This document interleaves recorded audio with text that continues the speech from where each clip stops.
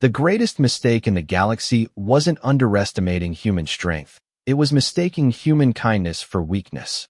The Starliner drifted through the silver currents of folded space with the quiet confidence of a civilization that believed it had conquered distance itself.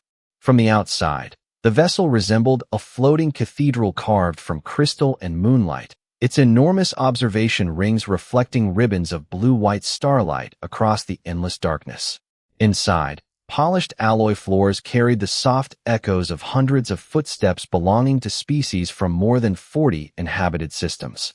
Warm air carried the faint scent of unfamiliar flowers, fresh coffee brewed by human attendants, and the subtle metallic fragrance that always lingered around advanced starship engines. Ethan Hayes adjusted the sleeve of his simple gray engineering jacket before checking the small travel bag resting against his boots. At 32, he looked completely forgettable by galactic standards.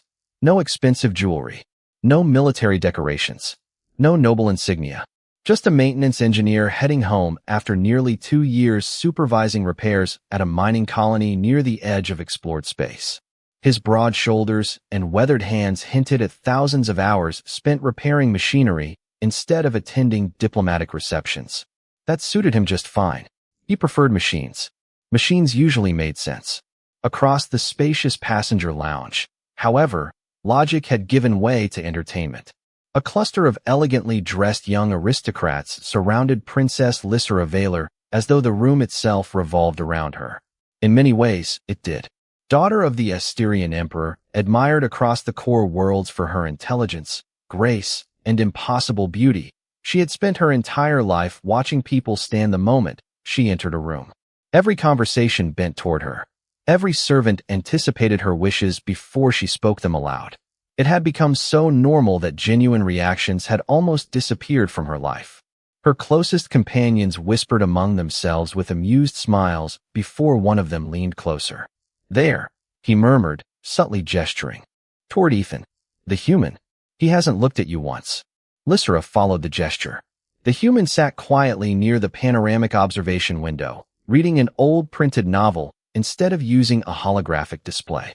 Even stranger, he occasionally glanced away from the pages just to admire the stars themselves. Not to photograph them, not to record them, simply to look. "Perhaps he doesn't recognize you," another noblewoman suggested with a playful grin. "Or perhaps humans simply lack taste." A few quiet laughs followed. Lysera's violet eyes narrowed with curiosity instead of offense. "There is only one way to find out," she said. Without another word, she rose gracefully from her luxurious seat. Conversations softened as nearby passengers instinctively noticed her movement. Even those who didn't know her name sensed the confidence of someone born to command attention. Ethan remained completely unaware until someone stopped beside him. He glanced up politely and saw a tall woman with shimmering silver hair and calm violet eyes. Her tailored travel clothes were elegant without appearing ceremonial. To him, she looked like another wealthy passenger searching for a place to sit. He immediately stood. "You can have the window seat if you'd like," he offered with an easy smile. "The view gets better once we clear the dust clouds." Lysera blinked once. No hesitation, no recognition, no nervousness, just simple courtesy. "You're giving up your seat?" she asked. "Sure," Ethan replied. "I've been staring out there for an hour already. Fair's fair." Instead of accepting immediately, she studied him with quiet fascination. Somewhere behind her, one of the aristocrats struggled to hide a laugh, expecting the awkward moment to unfold into embarrassment. Ethan noticed none of it. He simply waited, patient and relaxed, as though offering a seat to a stranger required no explanation at all. Finally, Lysera sat beside the window while Ethan took the neighboring chair without the slightest sign of disappointment.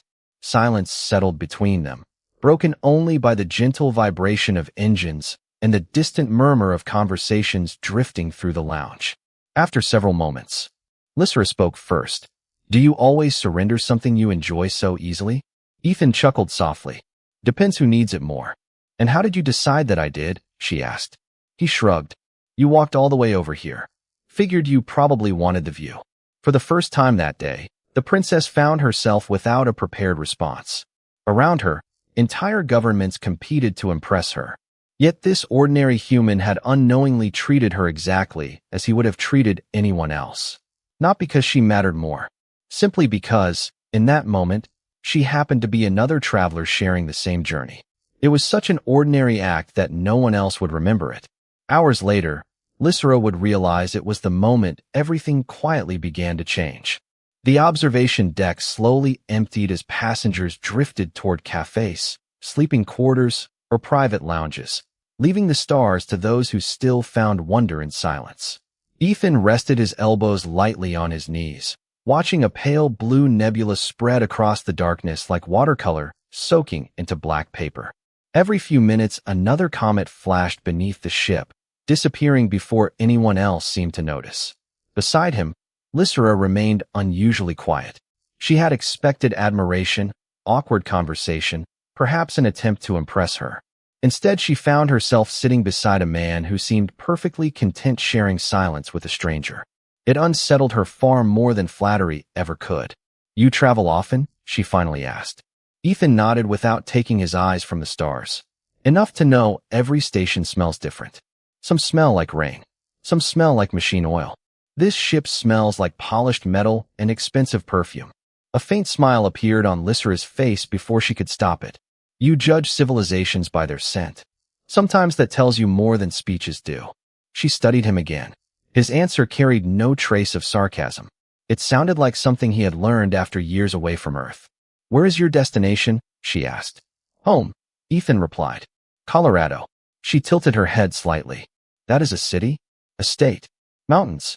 Pine forests? Long winters? My mother still thinks I work too much." "You have been away for a long time." 22 months. He smiled to himself. "She has probably already planned enough meals for a month." Lysera tried to imagine an imperial heir discussing family dinners with complete sincerity. Among noble houses, conversations revolved around alliances, trade agreements, succession, and reputation. Meals were scheduled by assistants. Family affection was often hidden behind ceremony. "Your family must have considerable influence," she observed carefully. Ethan laughed, the sound warm enough to surprise nearby travelers. "Not even close. My dad repaired farm equipment. My mom teaches elementary school science. They are good people. That is more than enough." She blinked. No titles. No inherited fortune. No ambition to become something greater. Yet there was no embarrassment in his voice. He spoke with quiet pride, as though ordinary lives possessed their own kind of wealth. Across the lounge, several young aristocrats continued watching from a distance.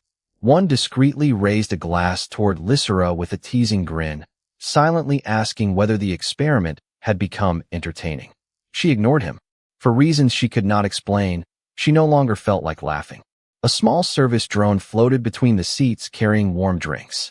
Ethan accepted one cup, thanked the machine as naturally as if it were another crew member, then noticed an elderly insect-like traveler struggling to steady a trembling hand while reaching for another cup.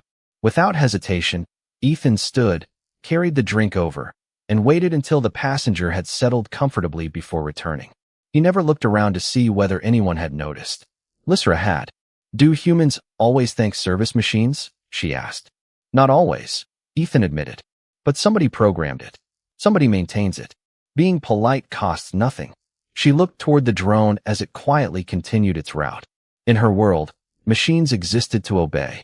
Gratitude was reserved for equals. The idea felt strangely unfamiliar. Before she could ask another question, a subtle vibration passed beneath the deck. The lights dimmed for barely a heartbeat before returning to normal. Most passengers ignored it, but Ethan instinctively looked upward, listening instead of speaking.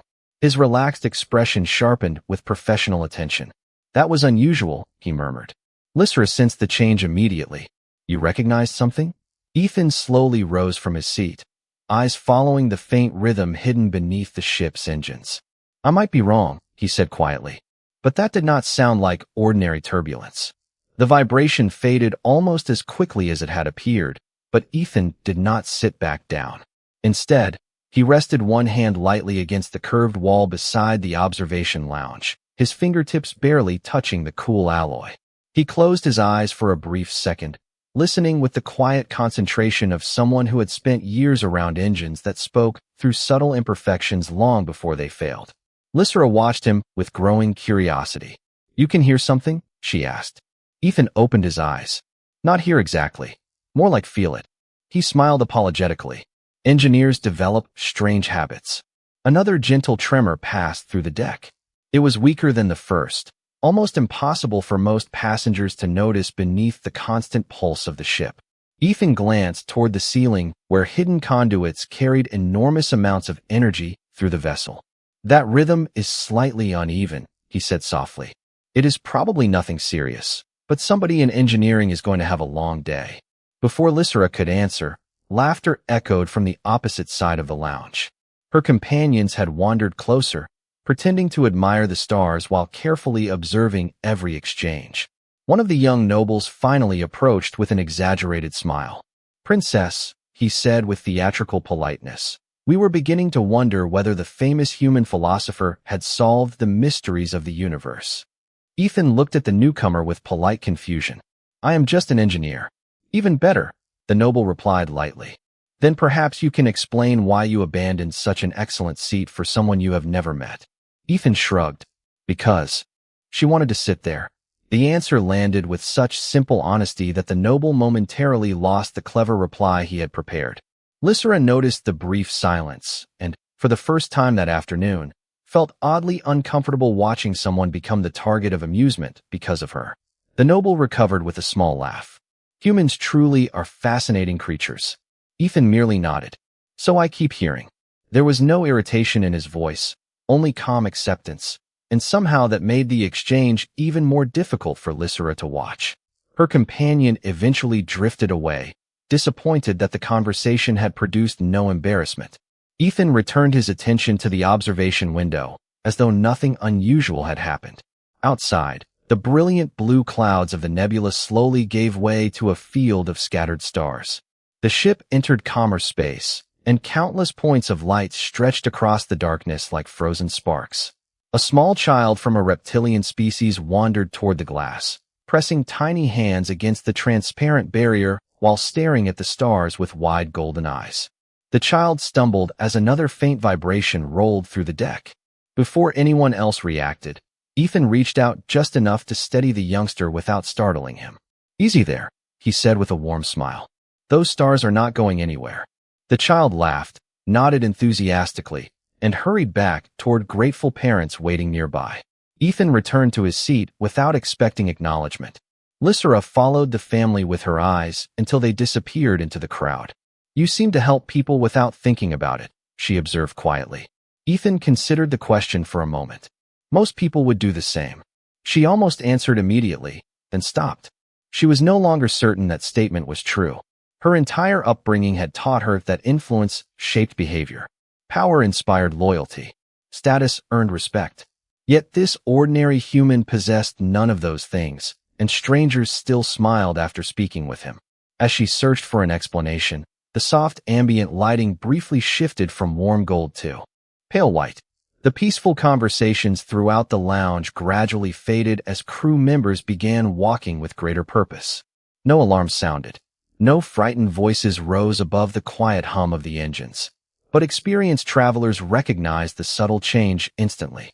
Something aboard the Starliner had quietly moved from routine to unexpected, and even Ethan's calm expression became just a little more serious. The atmosphere aboard the Starliner shifted so gradually that fear never had the chance to announce itself. The music flowing through the lounge softened until it disappeared completely. Service drones quietly returned to recessed charging bays instead of continuing their routes. Crew members who had spent the last hour exchanging friendly smiles now moved with calm precision, speaking in low voices as they guided travelers away from the wide observation windows toward the interior corridors. Ethan watched every small change with growing attention. None of it matched a routine course adjustment. "Something has happened," Lysera said, reading the expressions around them rather than the silence itself. Ethan nodded once. "Whatever it is, the crew already knows about it." Another vibration rolled beneath the deck, stronger this time. Crystal glasses chimed softly against polished tables. A decorative sculpture suspended from the ceiling swayed an inch before settling again. Still, no panic spread through the passengers. Experienced travelers trusted the crew, and the crew deliberately refused to rush. Ethan appreciated that. Calm prevented bad decisions. A nearby attendant approached the lounge with an encouraging smile and invited everyone to move toward the central promenade, while technicians inspected a minor systems fluctuation. The explanation sounded rehearsed, but the attendant's steady breathing suggested confidence rather than deception. Ethan picked up his travel bag and waited for several elderly passengers to enter the corridor before stepping forward himself. Lysera noticed immediately. "You always let everyone else go first," she asked as they joined the slow-moving crowd. "Crowded hallways move faster when nobody competes," Ethan answered. "Besides, I am carrying one small bag. Some people have children." Almost on cue, a young mother struggled to guide two energetic children while balancing several travel cases. Ethan wordlessly lifted the heaviest case, walked beside her for nearly 50 feet, and returned it once they reached a wider section of the corridor. The grateful smile she offered seemed reward enough. Lysera followed a few steps behind, saying nothing. Every lesson she had received about leadership emphasized authority, command, and visible strength. Ethan exercised none of those qualities, yet strangers instinctively relaxed whenever he appeared nearby. The realization unsettled her more deeply than she wished to admit. They entered the central promenade where hundreds of passengers gathered beneath a vaulted ceiling filled with artificial sunlight. The enormous chamber usually echoed with conversation and music, but today only quiet voices drifted between indoor gardens and polished stone walkways. Ethan looked upward. The lighting remained bright, yet the air circulation had changed slightly. Cooler air descended through emergency vents instead of the decorative climate system. "Another clue. You are studying the ship," Lysera observed. "Habit," Ethan replied. "When machines behave differently, they are usually trying to tell you something." Before she could answer, the entire vessel gave a long, low shudder.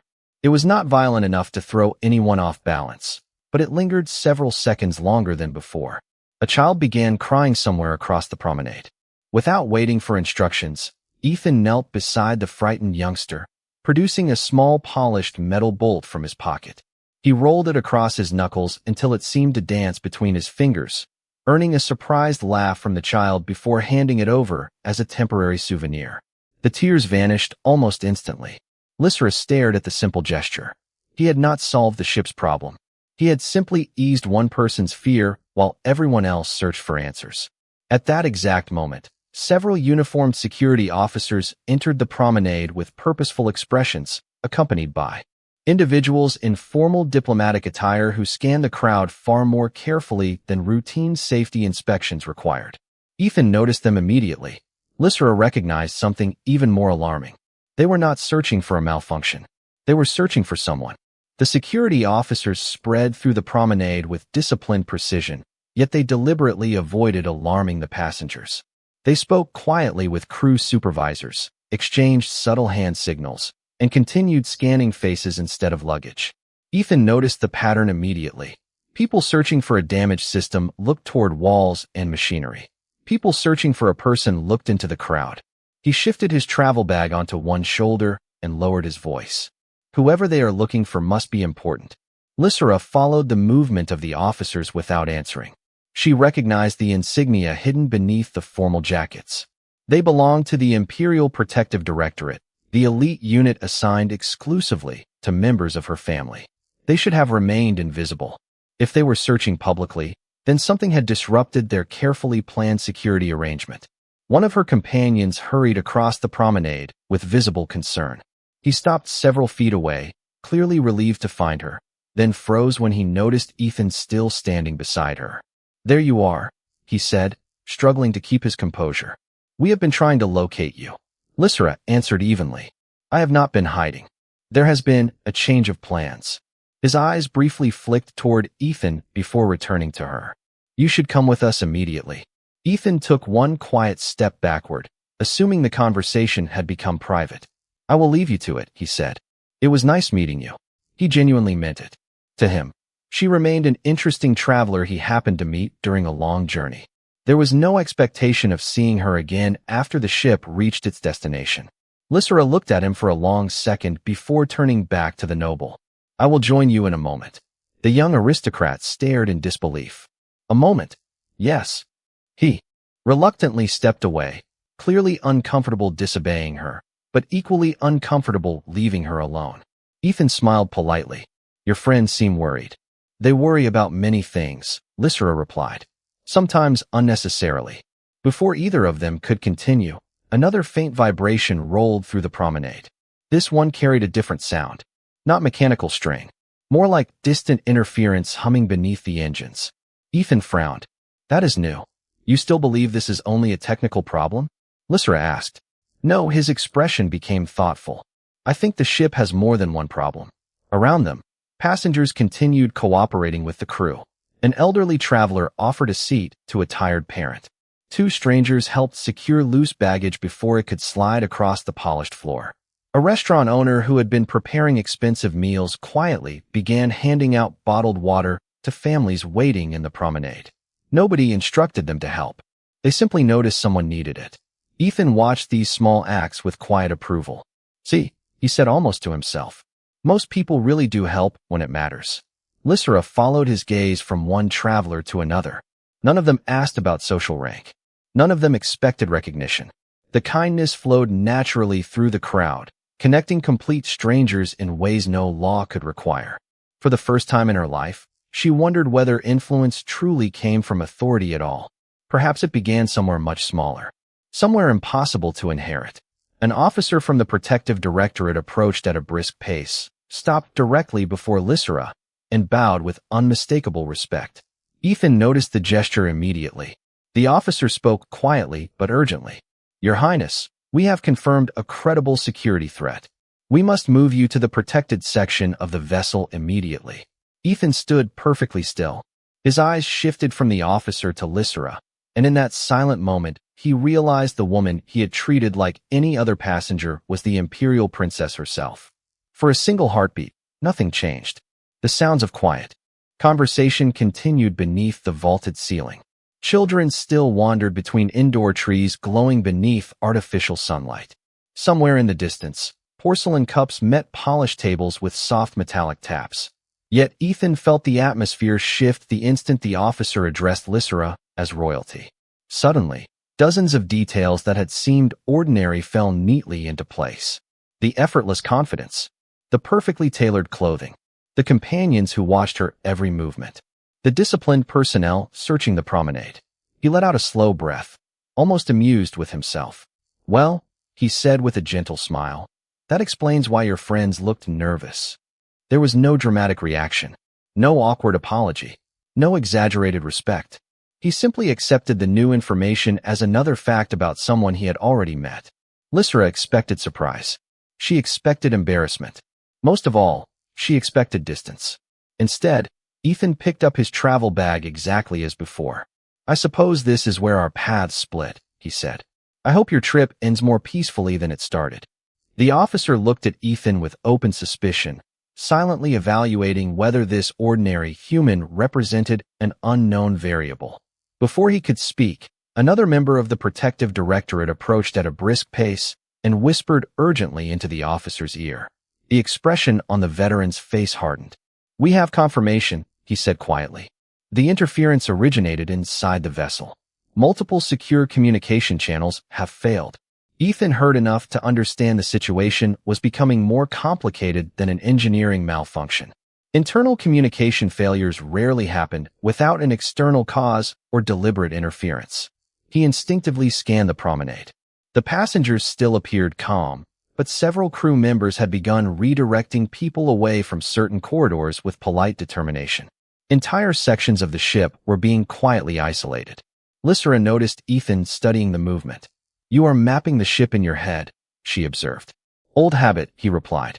"When exits start changing, I like knowing where the next one is." She looked at him for another long moment. Every person around her had instantly shifted the moment her identity became known. Officers became formal. Nobles became protective. Servants became anxious. Ethan had changed only one thing. He now understood why strangers had been watching her. Nothing else about his behavior moved even an inch. The realization settled more deeply inside her than she expected. One of her aristocratic companions stepped closer, lowering his voice. "Your Highness, remaining here is no longer appropriate." Ethan immediately nodded. He is probably right. He stepped aside to clear the path without waiting to be asked. At that exact moment, an elderly passenger nearby suddenly lost balance as the floor gave another subtle shudder. Before any security officer reacted, Ethan reached out, steadied the traveler by the arm, retrieved the walking cane that had slid several feet away, and returned it with a reassuring smile. The old passenger thanked him warmly before continuing on. Ethan never looked around to see whether anyone had noticed. Lysera did. So did the officers. One of them quietly muttered, almost to himself, "Interesting." The senior officer ignored the comment and turned back toward the princess. "We must leave now." Lysera took a single step, then unexpectedly stopped. Her eyes drifted toward Ethan, who was already helping a family move heavy luggage away from the narrowing corridor, simply because they seemed to be struggling. He had no obligation to them. He expected nothing in return. Watching him, she finally understood why sitting beside him had felt so strangely different from every formal reception she had ever attended. Around royalty, everyone acted because of status. Around Ethan, people simply became a little kinder. Before she could speak, the entire ship briefly fell into complete silence. The engines continued operating, but every communication device throughout the promenade stopped responding at exactly the same instant, and somewhere deep inside the vessel, a sealed security door slowly unlocked by itself. The silence lasted only 2 seconds, but it felt unnaturally long. Every conversation stopped at once, as though the ship itself had drawn a careful breath. Then the emergency power grid awakened. Soft white guide lights appeared along the floor. Backup ventilation began humming through hidden ducts.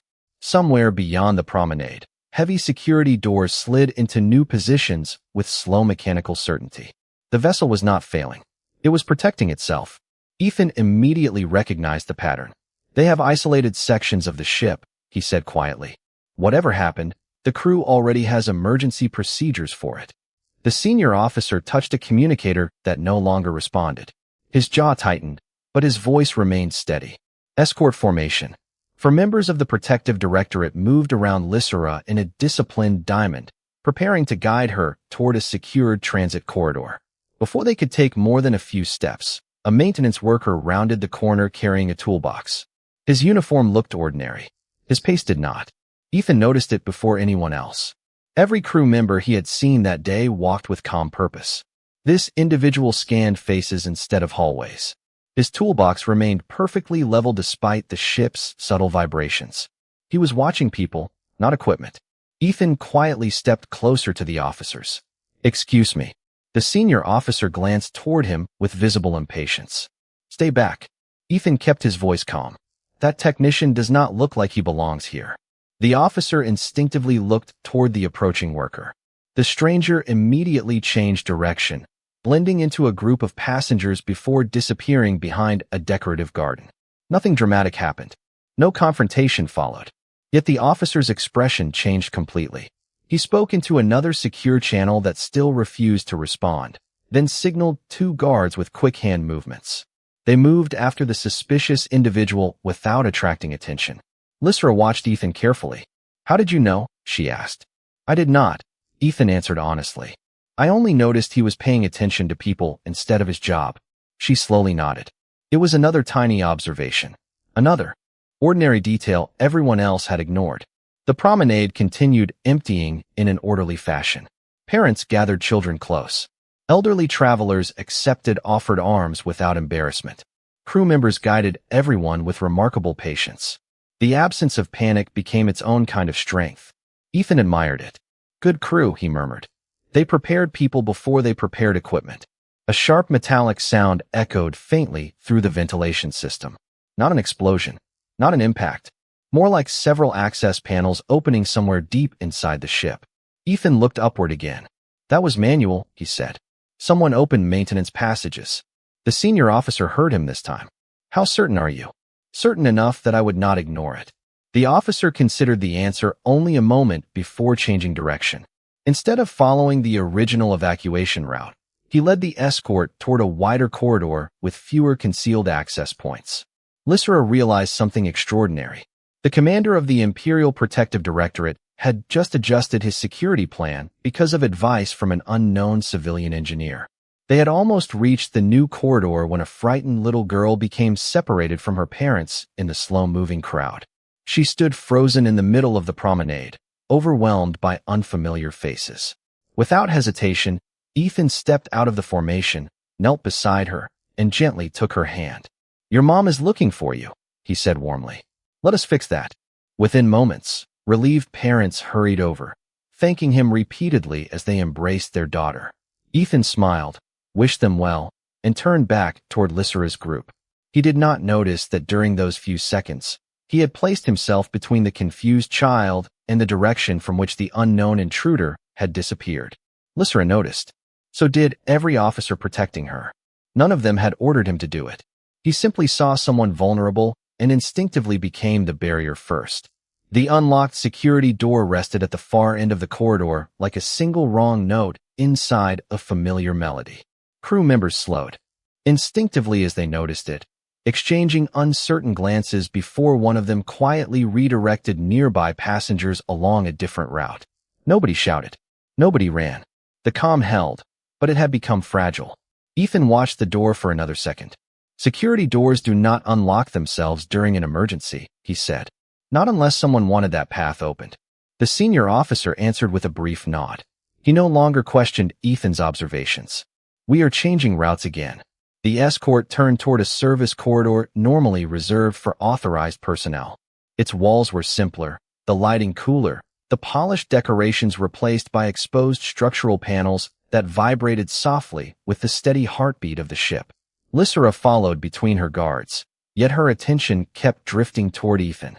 He remained several steps behind, not because anyone had ordered him there, but because he had quietly begun helping passengers merge into the safer corridor without creating confusion. He pointed families toward wider passages, lifted another heavy suitcase onto an automated cart, and reassured an anxious elderly traveler that the crew clearly knew what they were doing.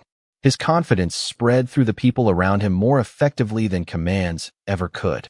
One of the officers finally looked back. "Engineer." Ethan raised his head. "Yes. Stay with us." Ethan blinked in surprise. "Me? You notice things." That explanation seemed sufficient. Ethan gave a small shrug and fell into step beside the formation without another question. Ahead, the service corridor narrowed before opening into a circular maintenance junction where silver conduits climbed 30 feet toward the upper decks. The air smelled faintly of ozone and warm metal. Somewhere behind the walls, enormous coolant pumps cycled with perfect rhythm. Ethan slowed. Something was different again. "Listen," he said quietly. The others stopped. At first Lysera heard nothing unusual. Then she realized what Ethan had noticed. One set of footsteps echoed from somewhere beyond the next intersection. Slow. Measured. Too controlled for frightened passengers. Too quiet for a maintenance crew responding to an emergency. The senior officer signaled 2 guards forward while the others formed a protective line around the princess. A lone figure appeared around the corner wearing the uniform of a ship technician. He carried no visible tools this time. He paused the instant he saw the escort, offered a polite nod, then calmly turned and walked away without a word. "Follow him," the officer ordered. 2 guards disappeared after the stranger. Moments later they returned. "Empty junction," one reported. No sign of him. Ethan looked toward a ventilation shaft recessed high in the wall. Fresh scuff marks crossed the polished access frame. "He knew maintenance passages," he said. "He was never trying to escape us. He was measuring how close he could get." The officer's expression hardened. Then this was reconnaissance. Lysera felt a chill that had nothing to do with the cool air. Someone aboard the ship possessed detailed knowledge of restricted systems, enough to move unseen even during heightened security. She looked toward Ethan.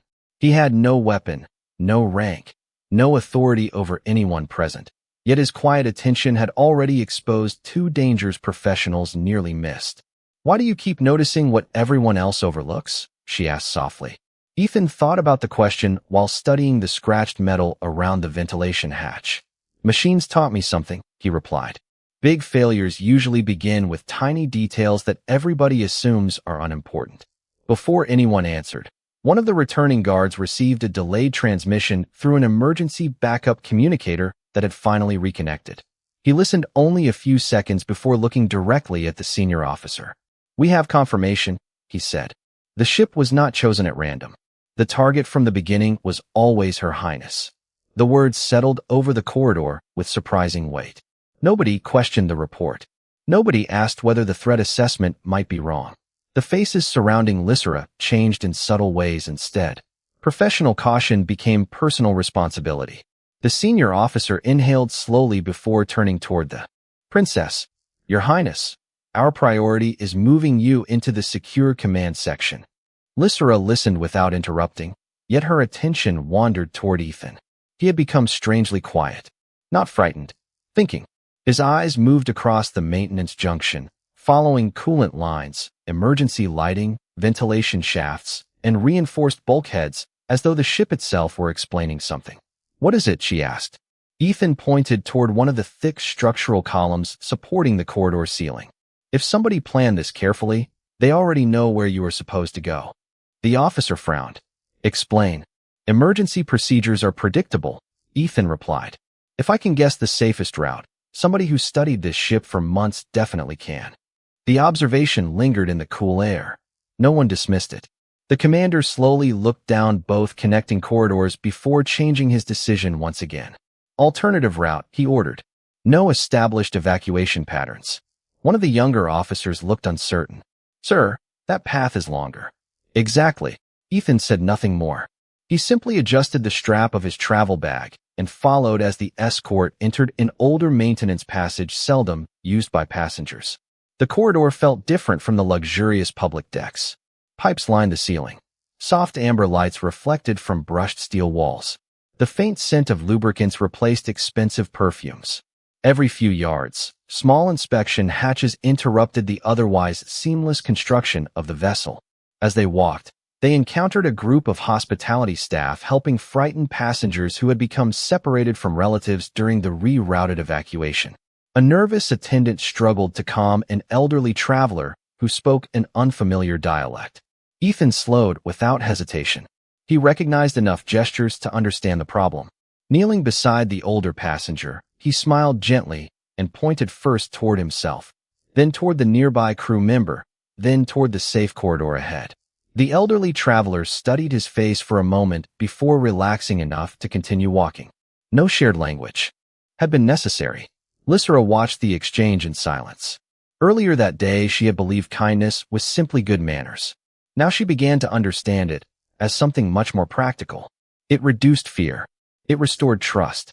It helped complete strangers cooperate faster than authority alone ever could. Ethan rejoined the escort without expecting acknowledgement. "You delayed us," one aristocrat muttered under his breath. Ethan looked genuinely apologetic. "About 20 seconds. Every second matters. That family matters too."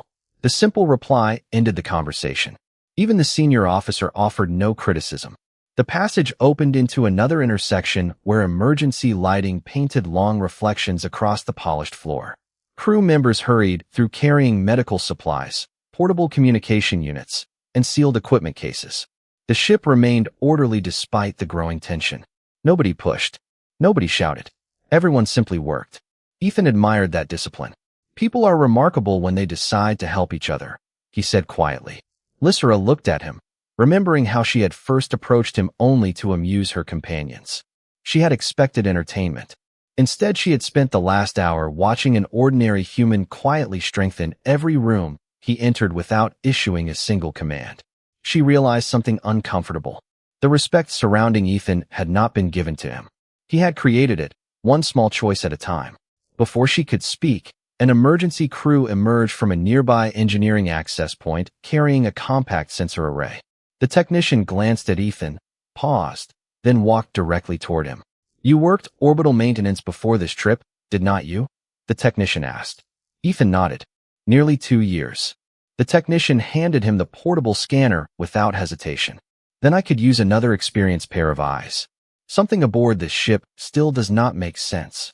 Ethan accepted the portable scanner with the same quiet expression he had worn since boarding the ship. He did not suddenly become a hero because someone handed him specialized equipment. He simply became an engineer with another problem to solve. The device emitted a soft pulse as he activated it, mapping energy fluctuations hidden beneath the walls.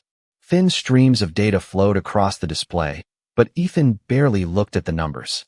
Instead, he listened. The ship possessed a rhythm he had been unconsciously learning since the first unusual vibration near the observation lounge. Pumps, ventilation, coolant circulation, emergency generators. Every system formed part of a larger pattern. One irregular sound still refused to belong.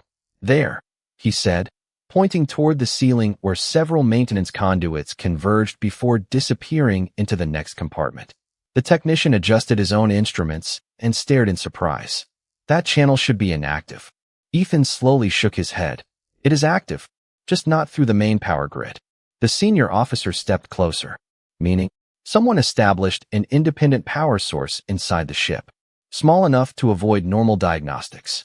Strong enough to keep equipment running even after communications failed." The technician looked genuinely impressed. "That explains why our internal scans kept missing it." Around them, crew members immediately began coordinating with engineering teams through restored emergency communication links. Nobody questioned where the information had come from. Results spoke more clearly than titles. One of Lysera's aristocratic companions folded his arms with visible reluctance. "Lucky guess," he muttered.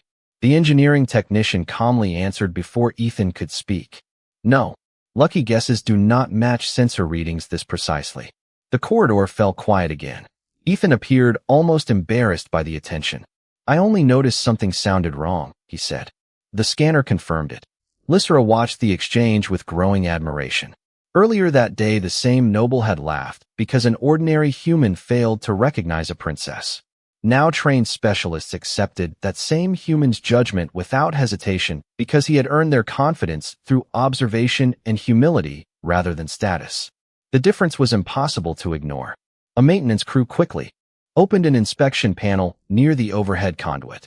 Hidden behind layers of ordinary ship wiring rested a compact, unauthorized transmitter no larger than a backpack. Its smooth casing carried no markings, no identifying symbols, nothing revealing who had placed it there. The technician carefully disconnected its independent power source. The faint interference humming through the corridor disappeared immediately. One by one, communication units across the escort detail returned to normal operation. Relief spread through the officers, but it remained measured. They understood that removing the transmitter solved only one problem. Whoever installed it was still somewhere aboard the vessel. The senior officer turned toward Ethan. "You may have prevented our communications from remaining compromised." Ethan handed the scanner back with a small smile. "Your crew found it. I just pointed in the right direction." The technician accepted the scanner, but quietly disagreed. "Most people only notice what they expect to see. You noticed what should not have existed." Before anyone could continue, another transmission reached the command channel. This one arrived clearly. Security teams reported that surveillance records from multiple decks had finally synchronized after the interference ended. They had reconstructed the movements of every suspicious individual during the previous 2 hours. The commander listened carefully, then looked toward the assembled group. "The infiltrators have been identified," he announced.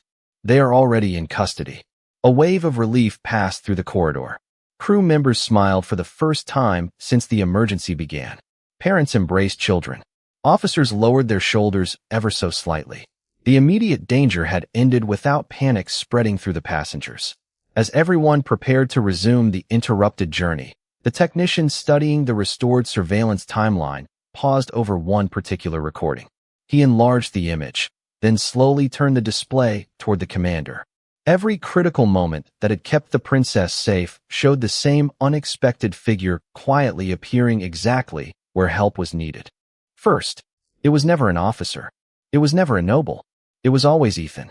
The restored surveillance recordings played in silence inside the temporary command room, their images reflected across polished metal walls and the thoughtful faces gathered around them. Nobody needed an explanation. The sequence spoke for itself. Ethan appeared beside the observation window, offering a seat to a stranger he believed was simply another traveler. Minutes later, he steadied a frightened child without hesitation. Then he noticed the disguised technician no one else questioned. After that, he redirected security away from predictable evacuation routes, identified the hidden transmitter, and quietly calmed strangers every time uncertainty threatened to spread. Not once did he ask who might be watching. Not once did he appear aware that anyone would remember. The senior officer folded his hands behind his back. Every significant decision we made after communications failed was improved because of his observations. One of the aristocrats shifted uncomfortably. Earlier in the journey, he had dismissed Ethan as an amusing distraction. Now the evidence left little room for pride. He still only did what anyone decent would do, he offered weakly. The engineering technician looked at him with quiet disbelief. If that were true, we would have had dozens of people doing the same thing. The room fell silent again.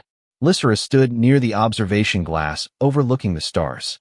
She barely noticed the endless river of light beyond the ship. Her thoughts remained fixed on a much smaller image. Ethan smiling as he surrendered the window seat without recognizing her.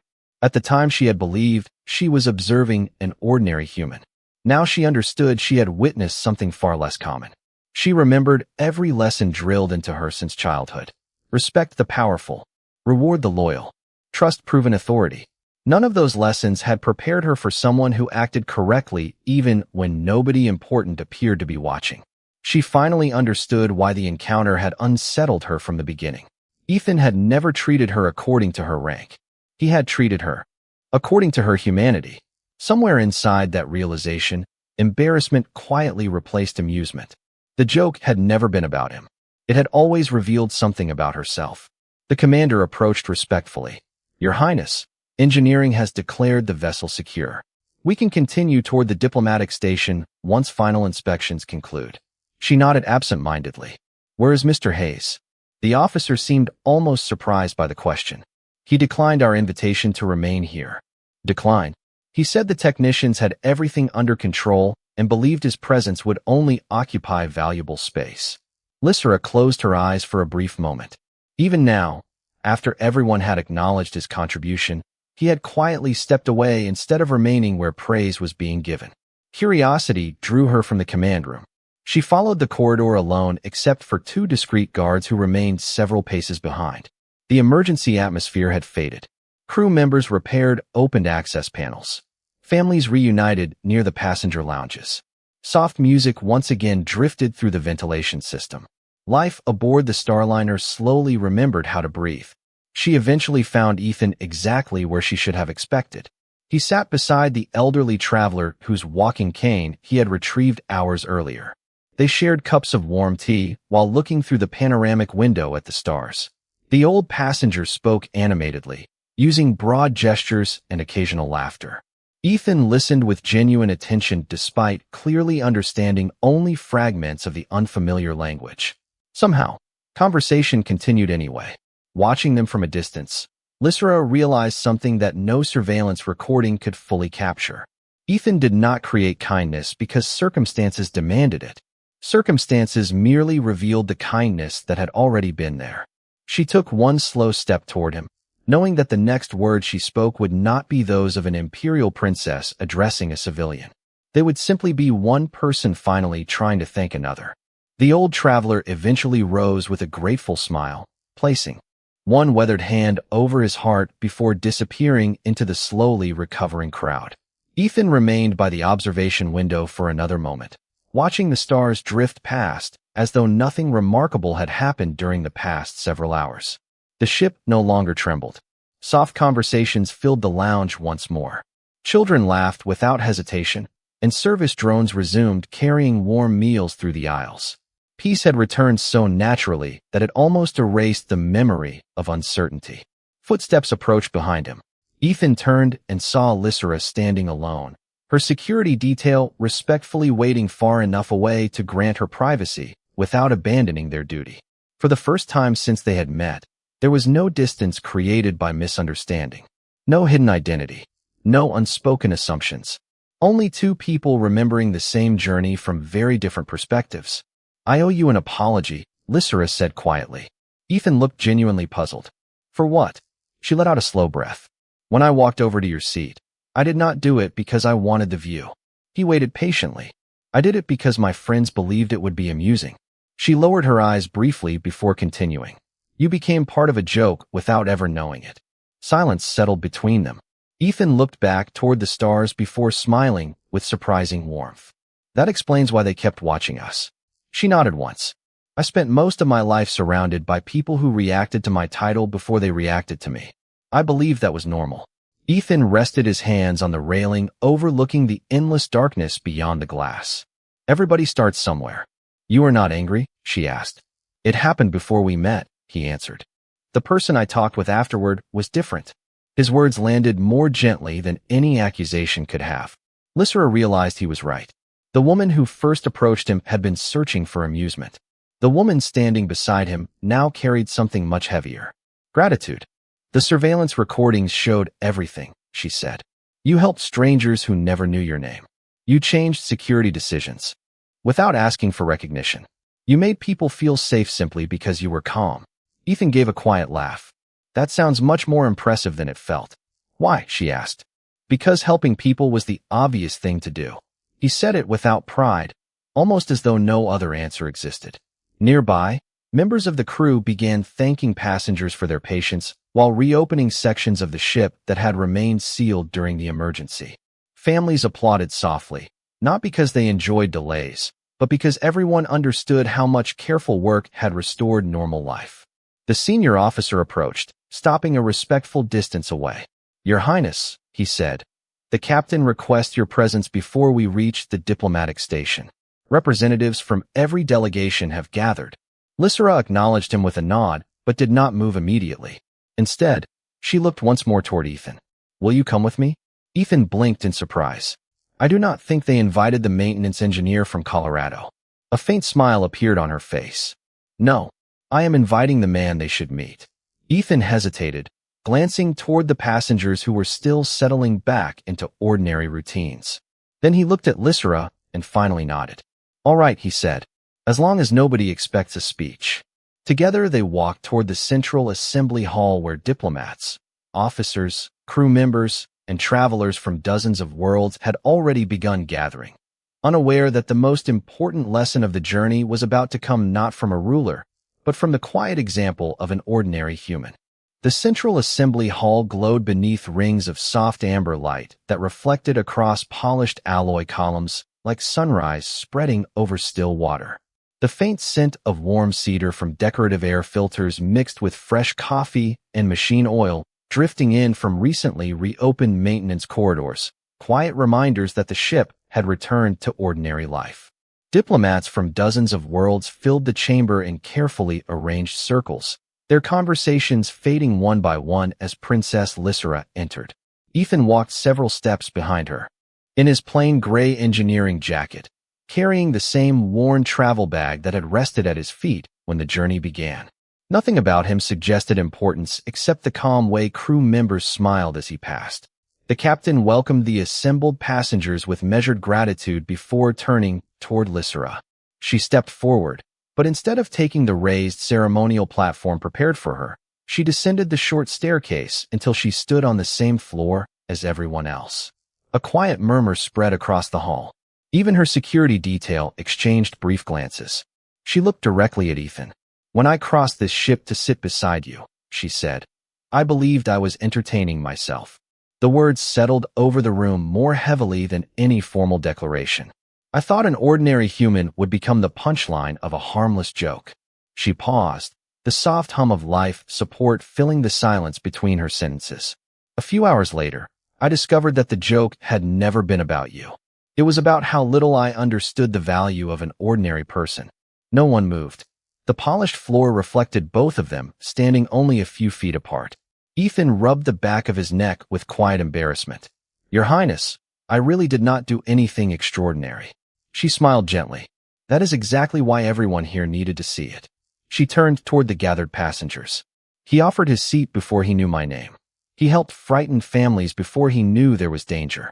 He protected strangers before he knew who deserved protecting. Even after learning I was a princess, he never changed the way he treated me. Several members of the crew nodded almost unconsciously. They had witnessed every small decision throughout the day. Lysera continued, her voice calm rather than ceremonial. Power earned my obedience from others. Kindness earned his trust from complete strangers. Today I learned which one is stronger. She removed the small crystal crest fastened at her shoulder, the symbol carried only by members of the imperial house, and held it out toward Ethan. He looked at the emblem, then at her, before gently closing her hand around it. Again, I think it belongs with you, he said softly. I already have everything I came here with. A faint laugh rippled through the hall, warm instead of formal. Lysera nodded, understanding immediately. She returned the crest to her shoulder, but something invisible had already changed. She extended her hand instead, not as a ruler greeting a subject, simply as one traveler thanking another. Ethan accepted the handshake without hesitation. Around them, diplomats, officers, engineers, attendants, and passengers began applauding, not because a princess had spoken, but because they had recognized the truth inside her words. When the applause finally faded, Ethan picked up his travel bag once more. I should probably get home, he said with an easy smile. My mother has likely cooked enough food for an entire neighborhood. Lysera laughed quietly, the sound carrying farther than any royal proclamation. Through the enormous observation windows, countless stars drifted silently past the ship, unchanged by titles or borders. Hours earlier, she had chosen the seat beside a human as a joke. She left it knowing that the rarest thing in the galaxy was never a princess, but an ordinary person who remained kind when no one was watching.